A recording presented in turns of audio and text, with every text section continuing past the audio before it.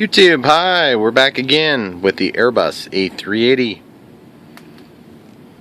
Coming back on the rudder video. I believe this is part D. So you may notice some improvements on the wings. We'll show you how we did that. And yesterday, after the film stopped, I did some painting to get this rudder to look a little better on the inside, which just consisted of using that same blue that I've used and most recently.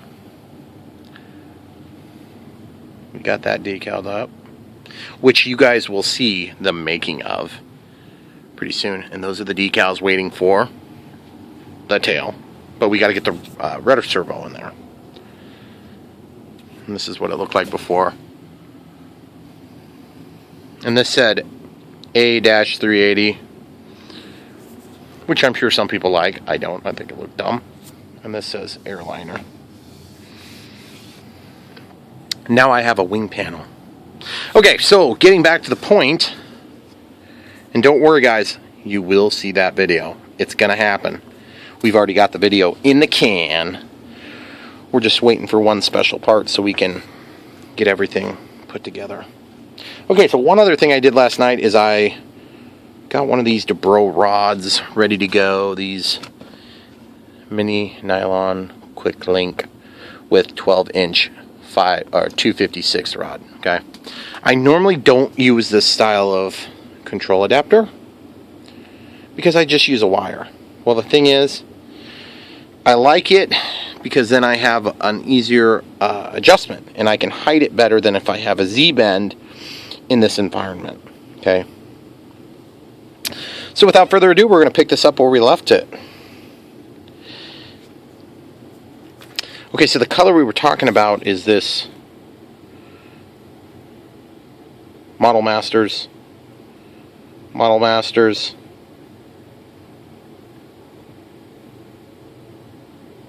whatever that is, 1772 Blue Angels blue.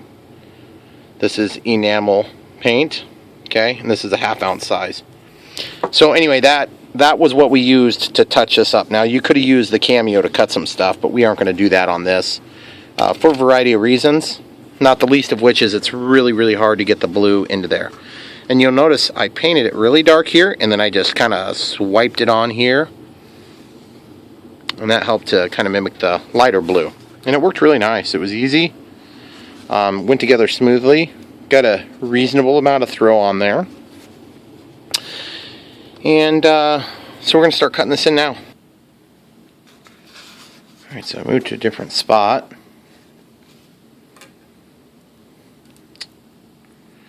This has to be upside down. We've already got our spot kind of roughly marked, just with a pressure fit. Okay. So I found in the past the easiest way to cut around these things is to just literally hold it there and cut. Okay. Now remember, we're not trying to cut all the way through. Need a little more light for you guys, I bet. I hope this doesn't screw up the saturation. It probably will.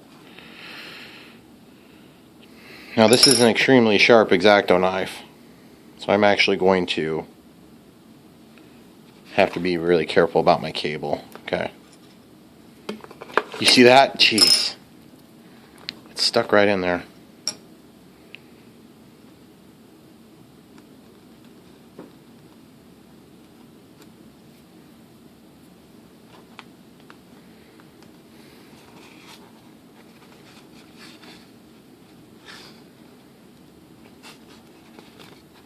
And I'm just getting an outline is all for now.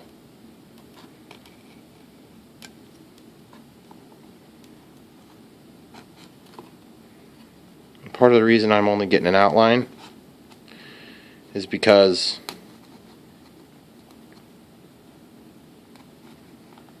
I don't know how deep I'm going to be able to cut without compromising through to the other side.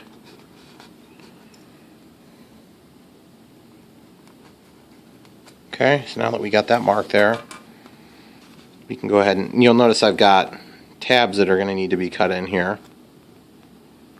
You wouldn't have to cut the tabs, but cutting the tabs is going to help you with placement and some resistance to rotation, which is critical. Now I guess what I'm going to do is I'm going to just try not to go deeper than the wing and hope I don't get my finger.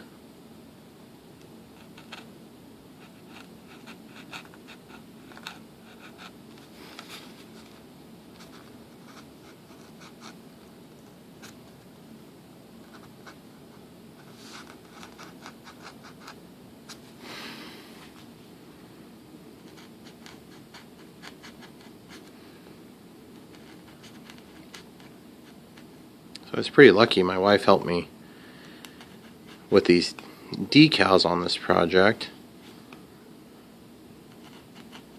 It's really important to get those decals to look good. She's pretty good with the attention to detail and stuff like that. I'm probably just a little bit more crazy about it than she would be, but still better than your average bear.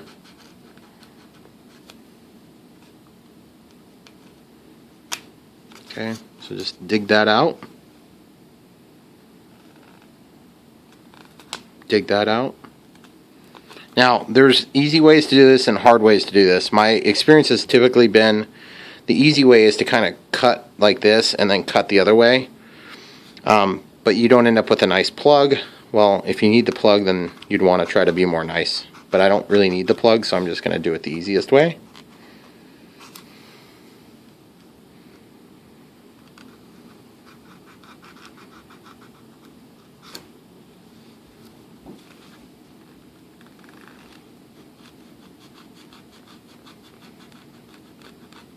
Okay, so we got that. Oh yeah, there we go. Okay. You see how fine that decal was from the factory? It's like super thin. Junky. But that's the way they usually are. Just really thin so that they can keep the weight down.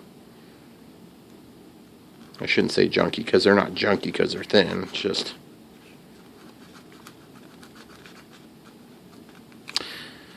Okay, so you can see how this is going to go basically. We're just cutting to where the extremity was. Try not to plunge cut too deep.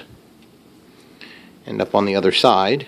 But even if you do, it's not the end of the world if you get one knife blade piercing through. And then as you go, you can just pop these little triangles out, or whatever they are.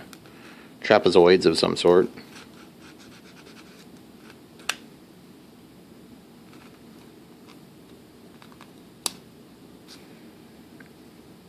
And I'm normally not super concerned about these steps because the plane isn't going to be such a looker, but this one's really going to be cool looking. And we're spending a ton of time to try to get to the look right.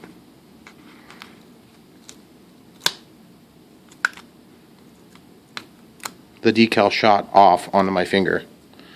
That's awkward.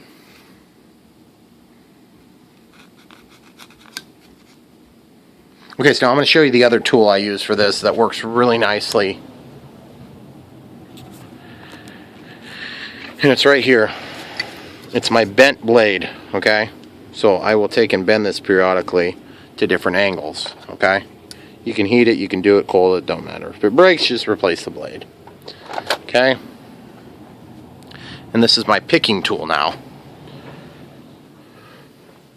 You can use an O-ring pick for the corners and stuff too, but I usually just use this.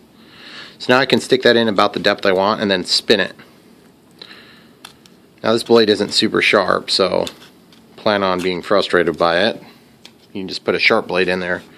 But I usually, sharp blades, I'm still using them. This is just a garbage blade. Okay? You're not trying to get the entire cut. You've already made some of the cuts. You're just trying to finish the cut with this. Okay? See? And then you just keep doing that until you get to the appropriate depth. Because it's going to be quite thin when you're done. I mean, you're not going to have much material left there.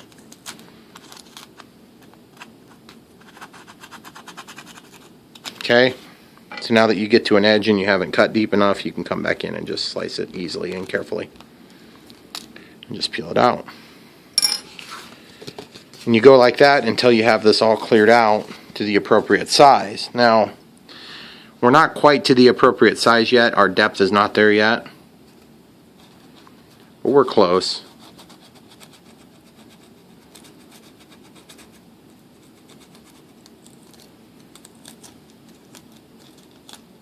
Cool.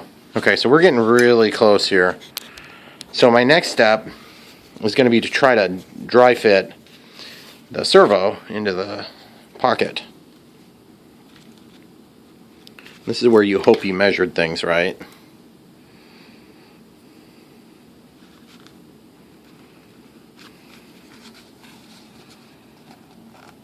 Okay, so I'm going to probably put that under the servo, but for now we'll just leave it out because we're not sure exactly how we're going to exit yet with it. And we're just dry fitting right now anyway. You'll notice I did cut that as a square instead of leaving that at an angle because I want somewhere for the wire to relieve into.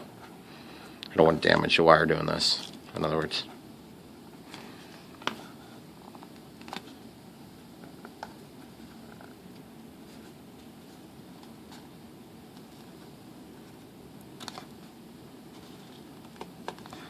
I'm getting resistance, but I'm not sure exactly what spot's resisting me most.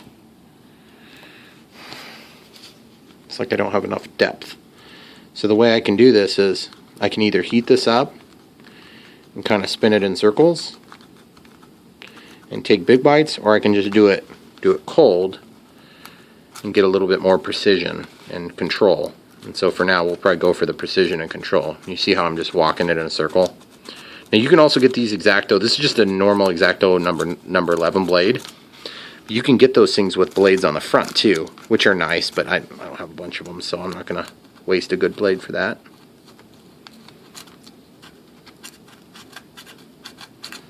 Okay. We'll just come in here and give it just a little bit of a cut.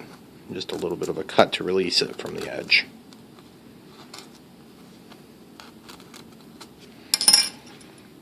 Now the other thing is you can use some pliers and things of the sort to actually grab this stuff and pull it out as well. And that usually works pretty good too. But I mean, it's literally, we're cutting a hole in a pocket of foam, so. I don't know, some of you guys haven't maybe done it yet before, and it's a little intimidating. So we'll just try to hold your hand through the first couple of stabs, and you'll be fine once you get going. It's a lot less scary once you realize it's not going to eat you.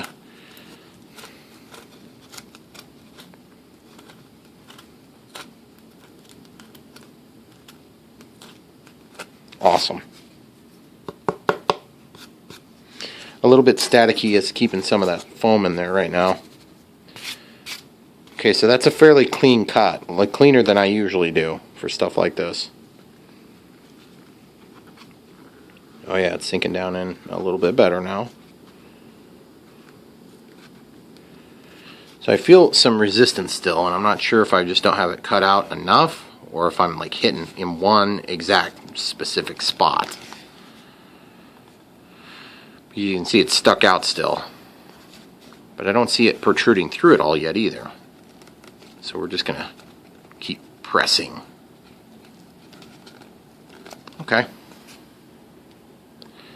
So a little bit more yet. Evidently we aren't quite deep enough. Now, at this point, you kind of run into a situation where you kind of have to make the call, like, I don't want to cut any deeper because it's getting a little bit too scary to make those cuts. So here's what I usually do. And I know it sounds stupid because it's like, this is less scary. Yeah, it is kind of. Okay, so you heat this up. Get it nice and toasty.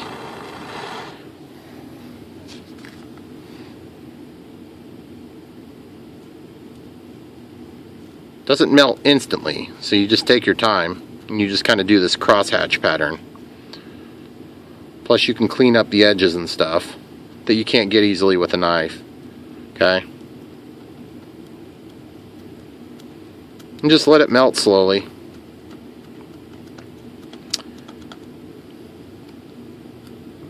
Okay, now we need a lot more heat this time.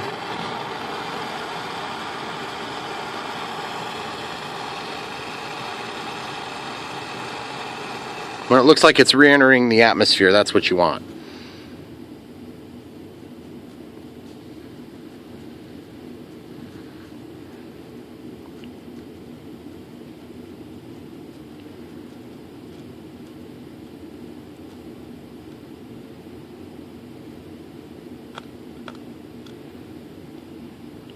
Okay.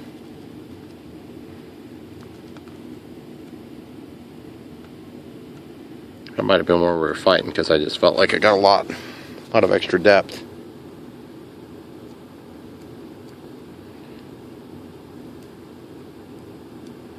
There's a chunk that's kind of tipped over. I bet that was what was screwing with us right there. Okay, so we'll lay that down and we'll go ahead and size it again.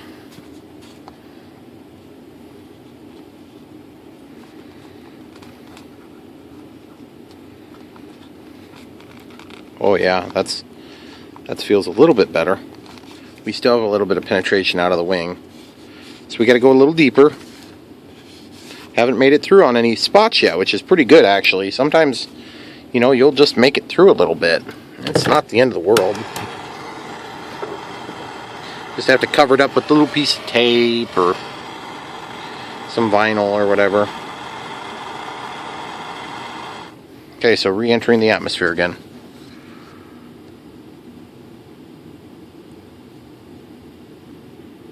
So this time I'm going to slide it.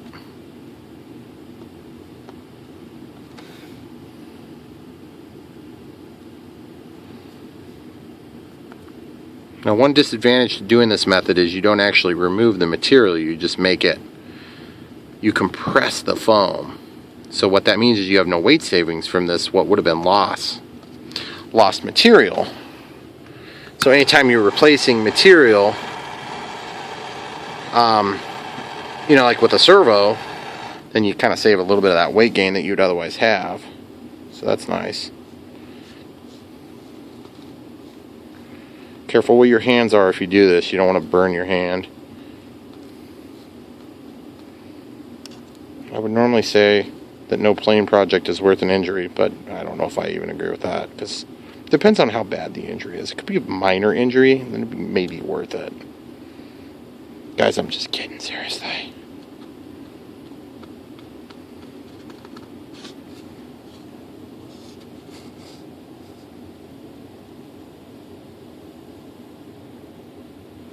Okay, so now should be able to squish this in there again, get a proper good fit. Yes, perfect.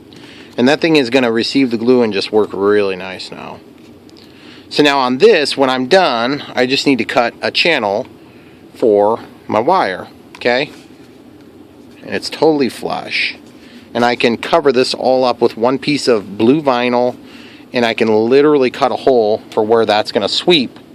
So that's our next step, is we got to get a little bit of a hole for the sweep. And for that, we'll probably go ahead and use the X-Acto knife, because we can do that with an X-Acto knife easier than we can do it with heat. So the fit is way better though. Okay, so obviously this is going to go like this. And so I usually like to have this all done, because then I can touch it up with whatever paint.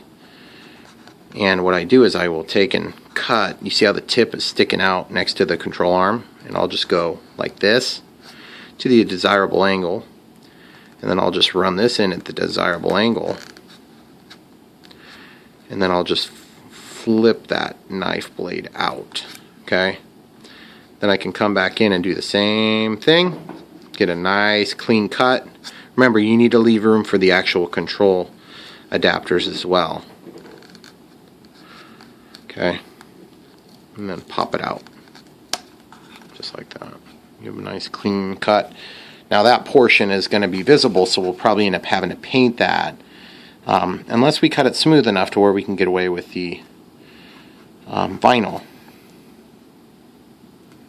Okay, so same thing. You can kind of watch how I do this. See the blade sticking out? This time we have the front of the servo, so we can do that a little easier.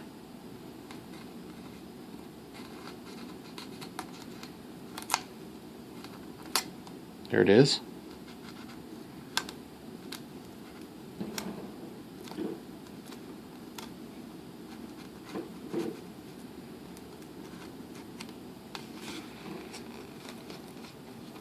Awesome. Okay, so I want to clean this up just a little teeny bit. So I'm just going to take this blade and run it along.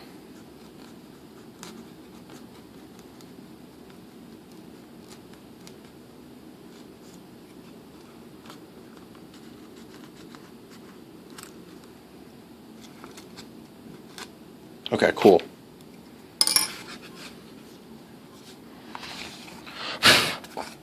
There you have it, guys. Got proper clearance for that. And so at this point I could just go ahead and probably paint that, but I need to get my channel for my wire first. So let's address that quick. I'm thinking about maybe going underneath with the wire.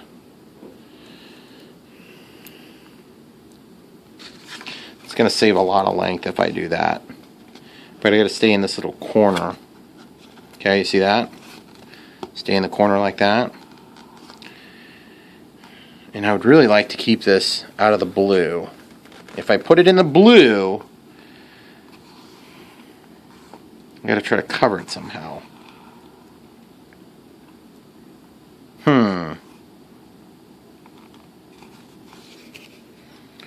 Sometimes you just got to make a hard call.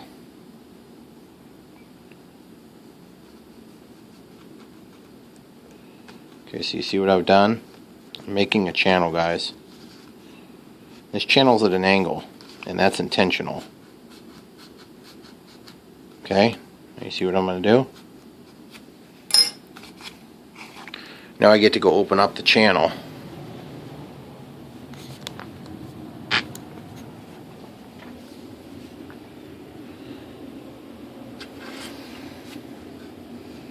So now the hot blade is not overly hot right now. It's not even warm at all. So I'm just going to start by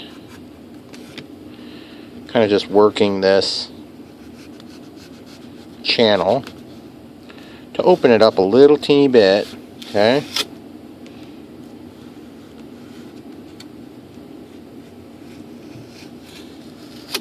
And we'll just see if we can get enough without heat. Because the heat's the scary part, guys. Alright, so I want that brown to be down, because the yellow will blend better with the white. Okay.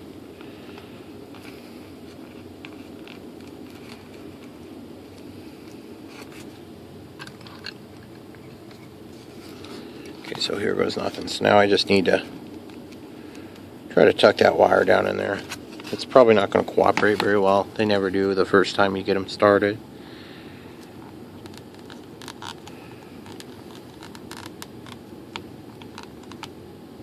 Oh, I hate to do that. Oh, it's so painful.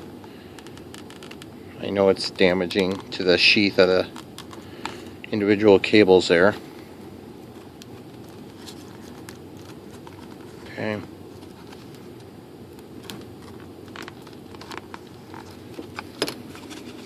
So I got it kind of started. Just not, you know what? I don't think I got enough opening, guys. I got to go back with a little bit of heat. Get that warm.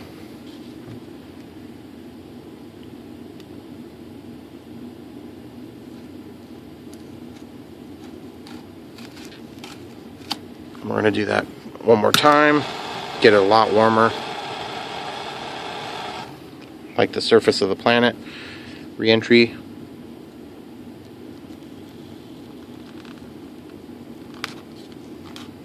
You can tell when it starts cooling because it'll start dragging really bad.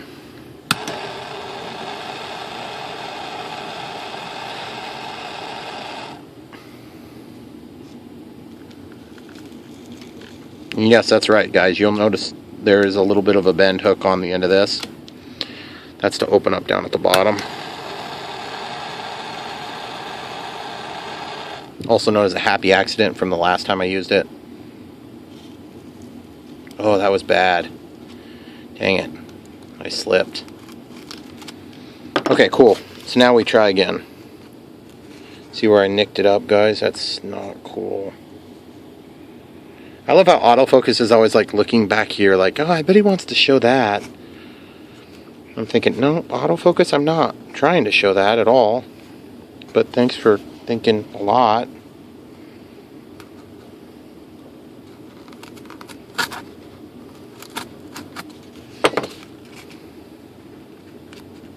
Awesome. It's going in better, a lot better now.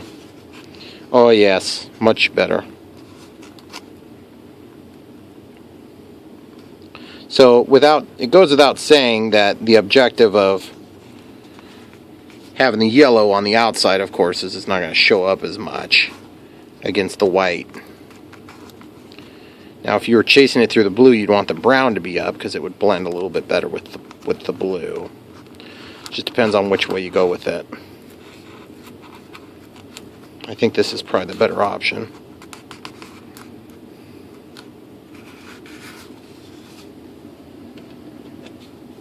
This is a cool side I'm holding. I'm going to try to push this down in there.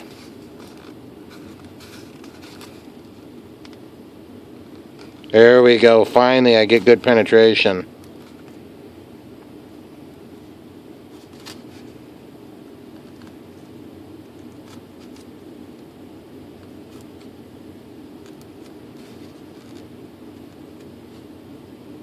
Okay, good. So it's in there now. I think that may have been out of focus, guys. I apologize if it was. Yes! Yes! Beautiful. Okay, so what have we learned about that? Nothing new, really. Now we just need to pop this out and go ahead and paint the section that's going to be seen. And then we need to glue in the other half. So I'm going to go ahead and start by getting that painting done. And this is not really complicated at all. This paint kind of sucks right now because it's almost gone. I would not encourage you to use almost gone paint for this project. It's a lot harder to use. But you certainly can if you get it to come out. And you know what's kind of funny about that? This is acrylic. No, that's the one that I got for another project. I was hoping that might work. It's chunky in there, guys. That's not good. It's going to cover it, though. It's going to cover the foam well. Now, I realize you're probably wondering, like, what the heck are you painting that for, Brian? You're going to be putting glue on that in a minute. Yes, I know. I'm just trying to get the edges. The edges are the critical part. The glue is going to be down at the bottom mostly. Okay.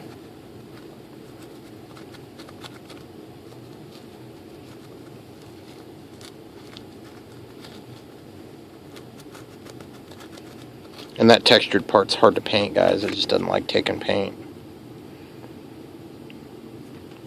So I'm just going to set that to the side.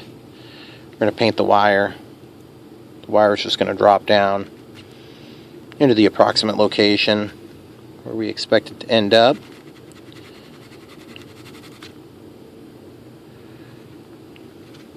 Okay, now this little bit of overlap here is not going to matter because we're going to end up having a piece of white tape over that. Okay, now normally I would glue that channel shut. I'm not 100% sure I'm going to do that today for a variety of reasons.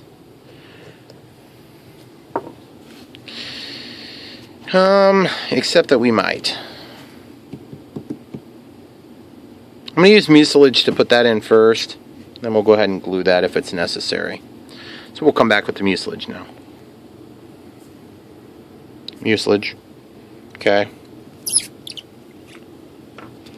So now remember, we've already centered the servo, so we know what position it needs to be in. Okay. Which is this way. So we'll just do a little bit of glue on the bottom portion, and then just a little teeny bit on the sides. Okay, trust me, that will hold it like really good.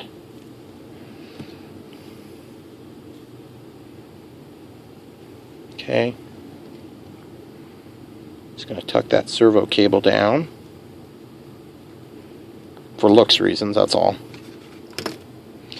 And like I said, we're going to be covering this section up anyway, so we're just really concerning ourselves with that area, that swath there. Okay? Now we can let that be for now, and we'll go ahead and just for grins and giggles, we'll go ahead and get some glue. In this case, we'll use this gap filling stuff.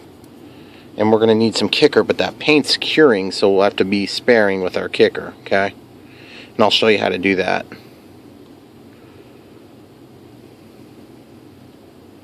This is medium, foam safe, gap filling CA, okay? Bob Smith Industries. I have links to this in my support us whatever thing. Okay, so now this is how you do this carefully. You'll just take this out, run the kicker down the side, and then watch this. Boom, right onto it. You don't need to worry, it's not going to stick to your plastic at all. Okay? And the only reason that this matters on this is because you do want to protect the integrity of this wing. Because right now we've really kind of taken a lot of the structural strength out of this wing. Right there, and make no mistake about it, you've weakened it. Okay, so I'm going to go ahead and go in here a little bit. We're just going to get in here where it can hold the position where it needs to be, okay? And yes, you're going to rip it up if you have to take this thing out. Because we're going to decal over this here in a minute. But now watch this. It's super easy. Put a little bit of that kicker down. And I'm just kind of blowing it to the edges a little bit. Because you want to try to keep it from making all that paint run that we just put on there. So a couple 3 dips and you'll probably have enough to get to all the sides. Okay. So now that you've already got a little bit of kicker in this joint, you can fill up the hole a little bit more.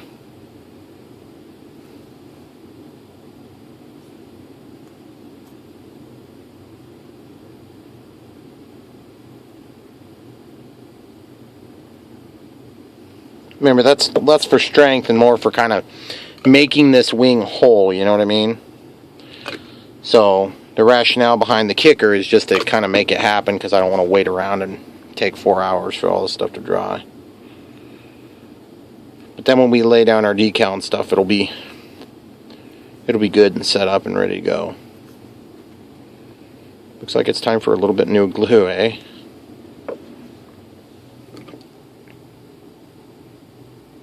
See, I even moved the CA around a little bit with this tip, and it doesn't stick at all, guys.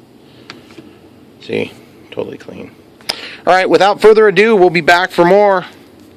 Stick around. More coming very soon. Don't forget to like and subscribe.